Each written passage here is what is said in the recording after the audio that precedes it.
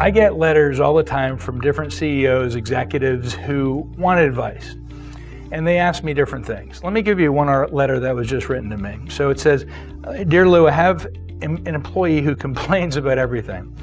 Many of them really want to do well, but they refuse to take ownership of their position.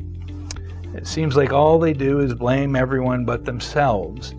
I do my best to help them through these issues, but we're still not meeting our numbers." Signed, and the days and blamed, we call them.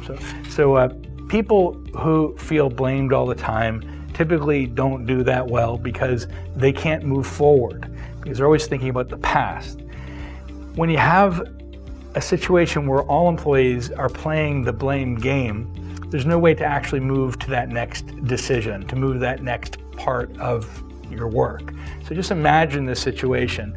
Every single time you try to make the next move, someone says, "No, you did the move wrong before." And they have a little history book of what you've done wrong and right. You remember this in your personal relationship? Somebody said, "You did these 5 things wrong to me in the past 1 week, and therefore I'm just not talking to you again."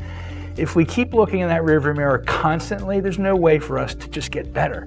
So in an organizational culture like this, when we implement feed forward, we implement appreciative inquiry, and we talk about what have we done well and what can we do better, then the process starts to reverse itself. We begin letting go of what we were like in the past and letting go of all these blaming games that we have, and we start to get better slowly. We make choices on the things that we have heard we need to get better at.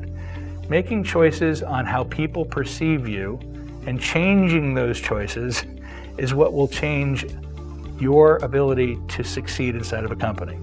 Don't think of it as behavioral change, your behaviors being changed. Think of it as how other people perceive you, how they see you. Different people have different lenses, and they all have different ways of blaming themselves and others. Change those perceptions and ways they blame by taking some of their advice to get better and encouraging them to let go of how they've seen you in the past.